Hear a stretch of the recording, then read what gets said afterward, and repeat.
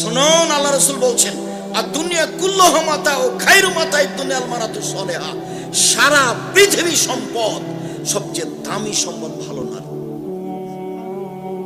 এবার ইহুদিরা বলল মহিলারা হলো ডাইনি, খ্রিস্টানেরা বলল মহিলারা হলো উপভোগের বস্তু, হিন্দুরা বলল ওকে জমি দিতে হবে না, জাহেলিয়াতের যুগ বলল ওকে মাটিতে পুঁতে দেয়, আর আল্লাহ নবী বলছেন মহিলারা হলো সবচেয়ে দামি বস্তু। তাহলে আল্লাহ রাসূল কিভাবে দাম দিয়ে? এবার সিরিয়াল দেখেন, এক, নবীগণ জান্নাতে যাবেন, দুই, শহীদেরা জান্নাতে যাবে, তিন, সত্যবাদীরা জান্নাতে যাবে, চার, মহিলারা জান্নাতে যাবে। মহিলারা জান্নাতে যাবে এই কথা বলার পরে একটু কথা বলা আছে, এইটুকু না হলে খুব ভালো লাগতো, কিন্তু আল্লাহ নবী বলেছেন সেটা হলো এই যে স্বামী যদি কোনো সময় অসন্তুষ্ট হয় তো স্বামীর হাত ধরে বলবে, যতক্ষণ পর্যন্ত আপনি খুশি না হবেন ততক্ষণ পর্যন্ত আমি কোনো কিছু খাবো না। এই নারী জান্নাতি নারী।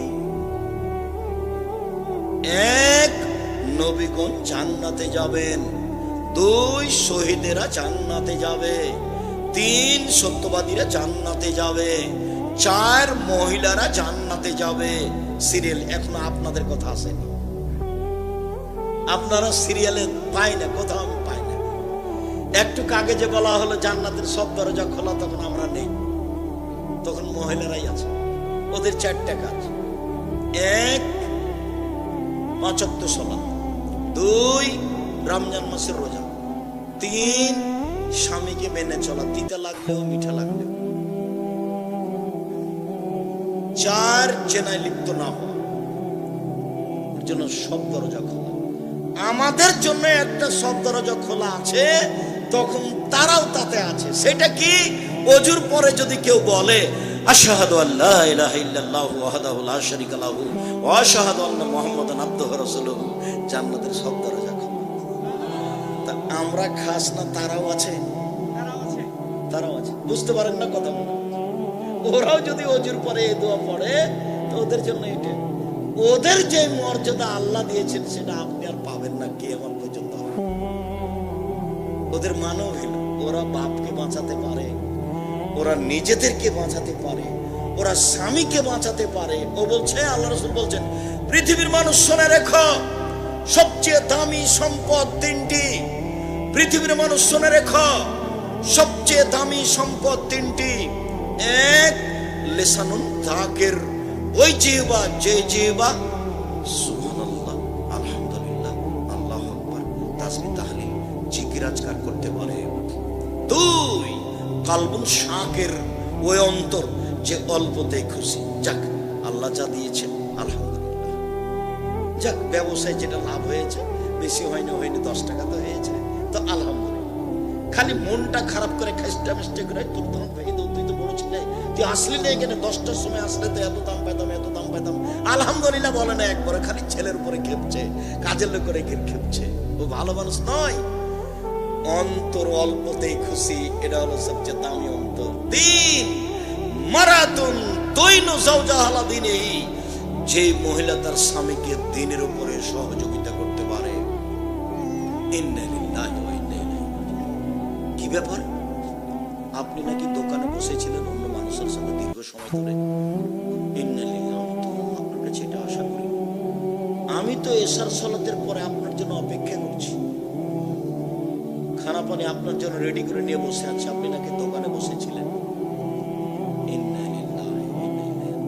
আজান হয়ে গেছে, আপনি শুয়ে আছেন, যে এই যে আমি গরম পানি নিয়ে এসে আপনার পাশে রেখে আমি দাঁড়িয়ে আছি, আপনি উঠেন, উঁচু করে না, আজান হয়ে গেছে, মসজিদে যান। আচ্ছা, আপনি যখন সকালে স্কুলে গেলেন তখন তো আপনার পকেটে আমি কোনো টাকা পয়সা দিইনি, তা আপনি যে মাছ কিনলেন 5 কেজি ওজনের, এটা কিভাবে হলো? ওর স্বামী কি করেছে জানেন? স্কুলের হেডমাস্টার, তো একটা ছেলে ফর্ম ফলাপের টাকা দিয়েছে, তখন ও টাকাটার 5,000 টাকার 3,000 টাকা নিয়েছে, 2,000 টাকা রেখে চলে এসেছে। আসার সময়তে বাজার দিয়ে এসে কি করেছে? একটা বড় মাছ নিয়ে নিয়েছে। এখন বড় মাছটা স্ত্রী দেখে বলছেন ইন্না লিল্লাহি ওয়া ইন্না ইলাইহি রাজিউন। এই কি কথা? আপনি তো টাকা নিয়ে যাননি, মাছ কিভাবে নিয়ে আসলেন? শুনেন, আমি টাঙ্গাইল জেলার সাধারণ ঘরের মানুষ, লবণ ভাতেই খুশি। মাছ কিভাবে নিয়ে এসেছেন এটা স্পষ্ট বুঝতে পারা ছাড়া মাছ রান্না করব না, প্রয়োজনে মাটিতে পুঁতে দিব। আমাকে বুঝিয়ে দেন কিভাবে আপনি করলেন। এই এই মাছ আমি খাবো না, মাছ আপনি ফেলে দেন, মাটিতে পুঁতে দেন, অন্যকে দিয়ে দেন। এমন দেখাবে যে জীবনে কোনোদিন যেন আর স্বামী হারাম টাকা দিয়ে মাছ কিনে নিয়ে আনা আসে, একবারে তার চোখের সামনে মাছ মাটিতে পুঁতে দিতে হবে, ফেলে দিবে। সেই স্ত্রী তার স্বামীকে কি করে? দিনের উপরে সহযোগিতা করবে, হালাল রুজিতে সহযোগিতা করবে, ইবাদতে সহযোগিতা করবে। তো ওই মহিলাই যদি বেঢঙ্গা হয়, ঢং ঢং করে হেঁটে বেড়ায়, একটু কাপড় কিনে নিয়ে এসে যখন দেখে কাপড় কি যে মোটা কাপড় নিয়ে আসে, এটা হবে না। তো এই স্বামীকে বলতে শিখতে হবে, আমার পক্ষ থেকে কোনো প্রকার অভিমান নেই, আপনি যাতে খুশি আমিও তাতে খুশি, আপনি যদি মোটা কাপড়ে খুশি আমিও খুশি, আপনি যদি চিকন কাপড়ে খুশি আমিও খুশি, আমার পক্ষ থেকে কোনো প্রকার অভিমান অভিযোগ নেই, যাহাই ভালো মনে করবেন তাহাই আমিও করতে প্রস্তুত আছি। তখন শয়তানের সুযোগ হবে না। 1 তালাক 3 তালাক তোকে 1000 তালাক, এগুলো একটা হবে না, শয়তান সুযোগ পাবে না। সম্মানিত দিনী ভাই বোন, রাসূল সাল্লাল্লাহু আলাইহি সাল্লামের ব্যাপারে আয়েশা রাদিয়াল্লাহু তাআলা আনহা বলেন, কুনতু আনা নবী সাল্লাল্লাহু আলাইহি সাল্লাম আকতাসালু ফিল বাইন ওয়া কিলানা জুনুব। আমি আয়েশা আর আল্লাহর নবী অপবিত্র অবস্থায় একটা পাত্রে গোসল করছিলাম।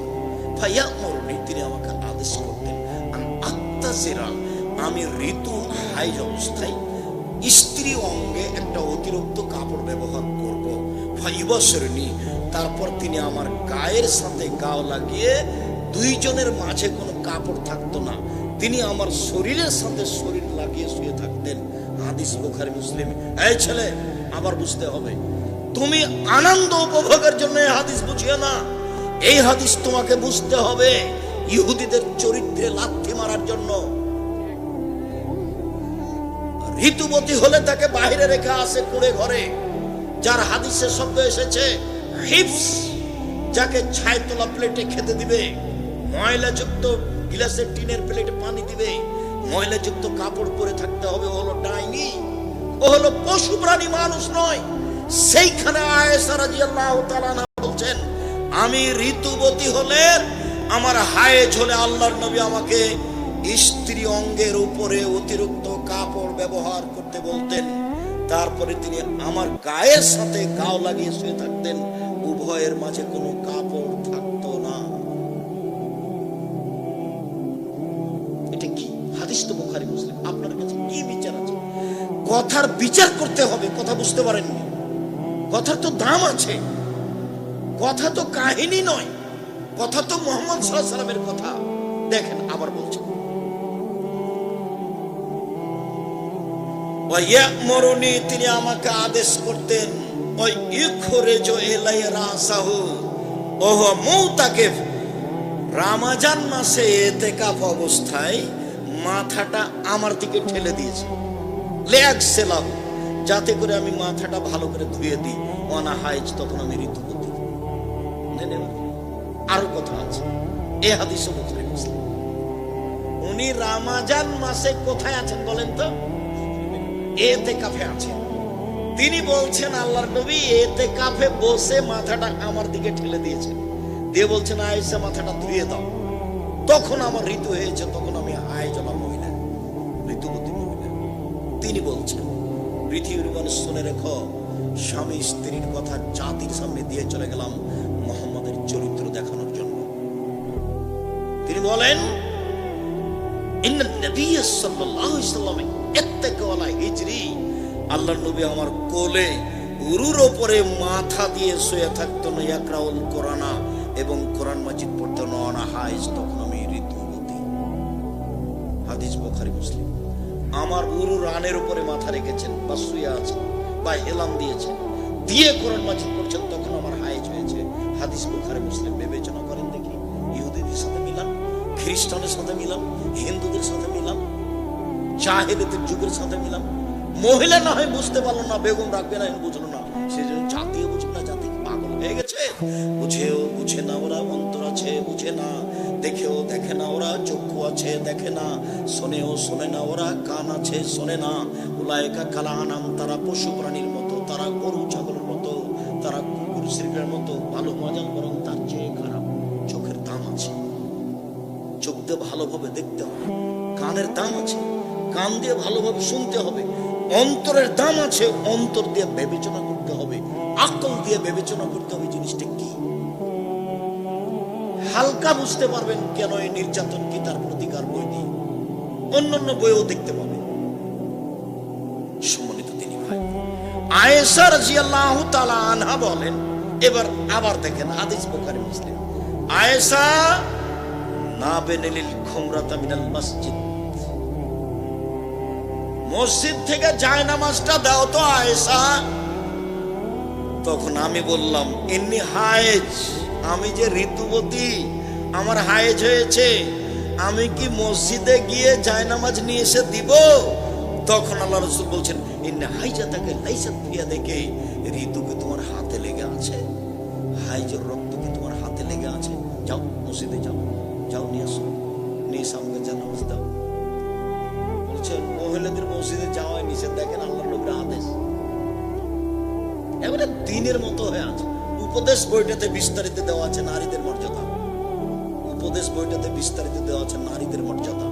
দেখেন আয়েশা রাদিয়াল্লাহু তাআলা আনহা বলছেন, কুনতু আশরাবুল মাআ সুম্মা উনাবিলু ফায়াজাফাউ বিমাজিফিয়া, আমি গিলাসে পানি পান করার পরে রাসূলকে দিতাম, তখন আমি ঋতুবতী, আমার হায়েজ হয়েছে।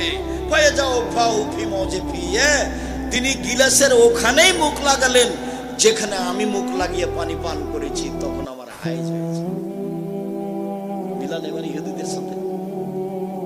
আমি গিলাসে পানি পান করেছি, কিছু পানি রেখে দিয়েছি, রাসূলের হাতে দিয়েছি। এবার রাসূল কোন জায়গাখানে মুখ লাগিয়েছেন? যেখানে আল্লাহর নবী মুখ লাগিয়ে পানি পান করেছেন, এর নাম ভালোবাসা। আল্লাহ রাসূল বলছে, আল্লাহ বলছেন, অমিন আয়াতিহান খালাকালাকুম মিন আনফুসিকুম আজওয়াজান লিতাসকুনু ইলাইহা, পৃথিবীর মানুষ, আমি তোমাদের স্ত্রীদেরকে সৃষ্টি করেছি তোমাদের শান্তি তৃপ্তির জন্য। ওকে কেন ব্যাংকে পাঠালেন বলেন? ওকে কেন নির্বাচনে চেয়ারম্যান হতে দিলেন, মেম্বার হতে দিলেন, মন্ত্রী হতে দিলেন? খালি সবাকে বল ভাইয়া আসো, ভাইয়া চা খাও, ভাইয়া, খালি সবাকে ডাকো। এইটা আপনার কাছে কেমনে সহ্য হলো? আত্মমর্যাদা কি জিনিস? আপনার শরীরে কি সবই বুঝে, একটুকু রক্ত নেই?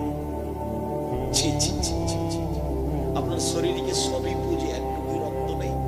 এক একটু থাকা উচিত। আত্মমর্যাদা, মানুষ আত্মমর্যাদা কি জিনিস? উমর, রাতে আমি জান্নাত দেখছিলাম, স্বপ্নে ঘুরছি, দেখি একটা বিশাল প্রাসাদ, ভিন্ন ধরনের প্রাসাদ, খালি ঝকঝক ঝকঝক করছে, বাহির যে কত সুন্দর। আমার মনটা চাইলো যে আমি এই প্রাসাদের ভিতরে ঢুকবো, ভিতরটা দেখবো। দেখি একটা মহিলা, বৃদ্ধা মহিলা। আমি বললাম, এই মহিলা বলতে পারো?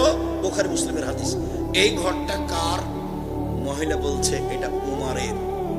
উমার, উমার বলার সাথে, উমার শোনো, মহিলা খালি তোমার নাম বলার সাথে সাথে তোমার আত্মমর্যাদা আমার ভিতরে জেগে উঠলো। উমারের ঘরে কেমনে ঢোকে? এত বড় মানুষের ঘরে? না না না, এত বড় মানুষের ঘরে ঢোকা হবে না। উমার, তোমার আত্মমর্যাদাকে হিসাব করে আমি তোমার ঘরে ঢুকিনি। কে বলছেন বলেন তো দেখি? মুহাম্মদ সাল্লাল্লাহু আলাইহি ওয়াসাল্লাম বলছেন, পৃথিবীর সবচেয়ে দামি মানুষ। জান্নাতের গেটে লেখা আছে, যিনি সর্বপ্রথম ঢুকবেন জান্নাতে, তিনি হলেন মুহাম্মদ সাল্লাল্লাহু আলাইহি ওয়াসাল্লাম। যাকে দিয়ে জান্নাত উদ্বোধন হবে তিনি হলেন মুহাম্মদ সাল্লাল্লাহু আলাইহি ওয়াসাল্লাম। তিনি বলছেন, উমার, তোমার আত্মমর্যাদা এত বেশি, তোমার আত্মমর্যাদাকে খেয়াল করে আমি তোমার ঘরে ঢুকিনি, এত বড় মানুষের ঘরে ঢুকিনি।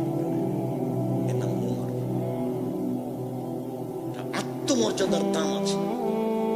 আত্মমর্যাদা কি জিনিস একটু বলি।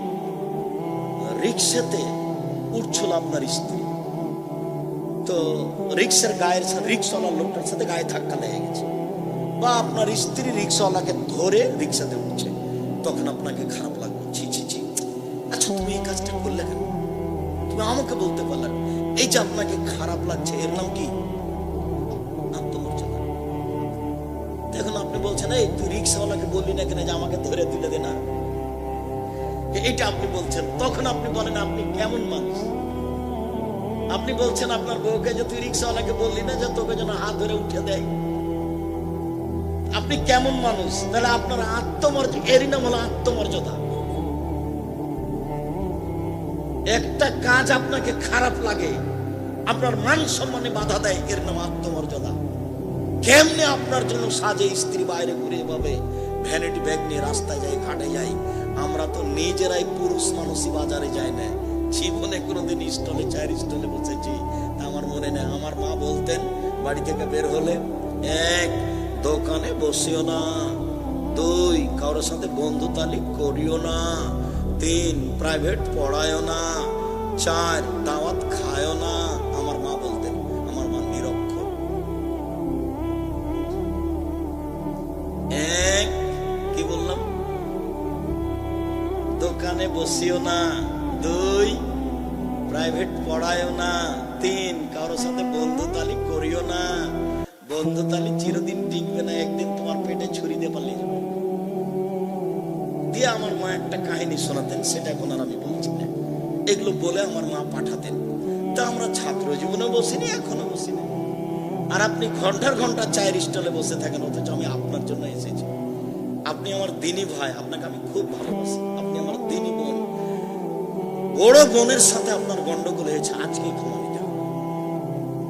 আপনি আমার দিনী বোন, বড় জায়ের সাথে আপনার গন্ডগোল হয়েছে। গন্ডগোল কিন্তু আপনার বড় যা বুঝুন, আপনার জায়ের কারণে গন্ডগোল হয়েছে, আপনি ছোট যা, আজকেই হাত ধরে ক্ষমা নিতে হবে। বড় জায়ের হাত ধরে বলতে হবে, আপা আমার যা হয়েছে ভুল হয়েছে, আমরা একসাথে থাকবো, কথা বলবো, চলবো। ঘটনা কিন্তু কার কারণে ঘটেছে? বড় জায়ের কারণেই ঘটেছে। ক্ষমা আপনাকে নিতে হবে। আপনাকে বলছি, গন্ডগোল কিন্তু আপনার বড় ভাইয়ের কারণে হয়েছে। আপনাকে হাত ধরে ক্ষমা নিতে হবে। ভাইজান যা হয়েছে হয়েছে, কথা বলা 2 ভাই বন্ধ থাকলে কেমন ভাইজান হয়ে যায়। দিন চলে যাচ্ছে, আপনি পাল্টা বলছেন, দেখি ওইখান থেকে কেমনে হাঁটে, এখানে কাঁটা দিয়ে দে রে, কাঁটা দিয়ে ঘেরে দে ওই জন্য এদিক দিয়ে আসতে না পারে। এটা আপনার স্বভাব। এটা কোন স্বভাব? এটা নোংরা স্বভাব, এটা প্রতিবেশী স্বভাব, এটা ভাইয়ের স্বভাব। ভাই ভাই ঠাই ঠাই। সম্মানিত দিনী ভাই বোন, রাসূল সাল্লাল্লাহু আলাইহি সাল্লাম, উম্মু সালমা বলছেন, আল্লাহর নবী একটা চাদর গায়ে দিয়ে সালাত আদায় করছিলেন। ওই চাদরের কিছু অংশ আমার গায়ে ছিল। তখন আমি হলাম হায়েজ অবস্থায়, ঋতুবতী। পৃথিবীর মানুষকে সব নিয়ম নীতি আল্লাহর নবী আয়েশার মাধ্যমে, স্ত্রীর মাধ্যমে দিয়ে চলে গেছেন। তিনি নারীদের সাথে কি আচরণ করেছেন? আল্লাহ বলেছেন, নারীরা তোমরা বাড়িতে থাকো, বাইরে যায় না। জাহেলিয়াতের যুগে আল্লাহ বলেছেন, জাহেলিয়াতের যুগে যেভাবে চলতো, মহিলারা শোনো, তোমরা যখন বাড়ি থেকে বের হবা তখন পোশাক পরে বের হও। আল্লাহ বের হতে নিষেধ করেননি। মহিলারা তোমরা যখন বাড়ি থেকে বের হবা তখন ইসলামী পোশাক পরে চাদর গায়ে দিয়ে বের হও।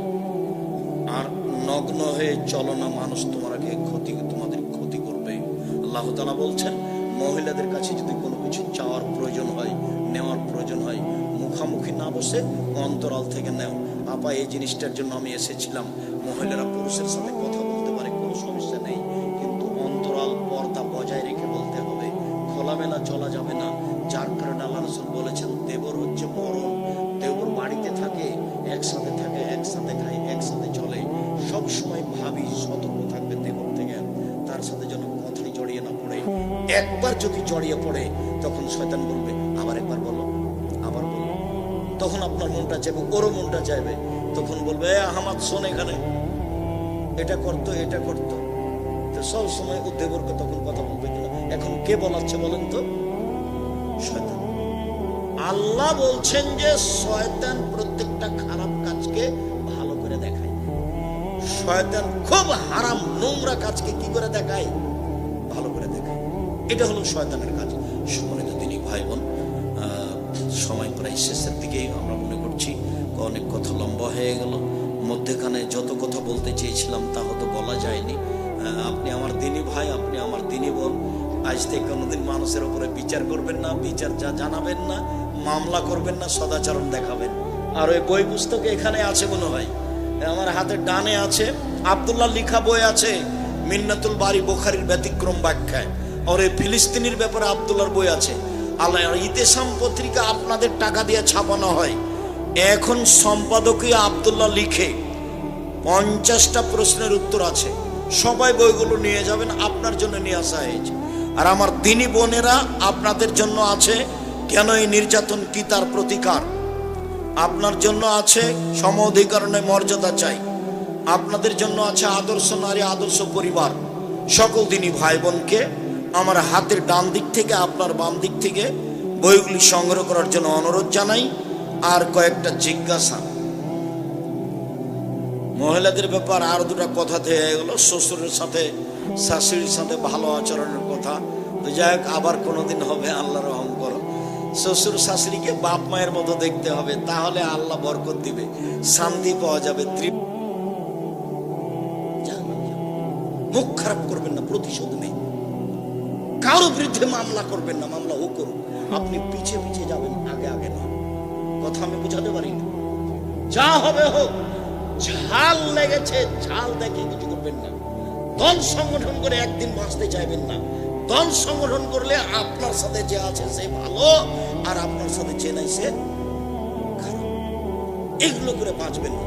4টা জিনিস মনে রাখবেন: 1 5 ওয়াক্ত সালাত, 2 হালাল রুচি, 3 কোরআন তেলাওয়াত, অন্তত সূরা ইখলাস, 4 আড্ডা পিটবেন না। আড্ডা পিটে চিরদিনের জন্য আরাম।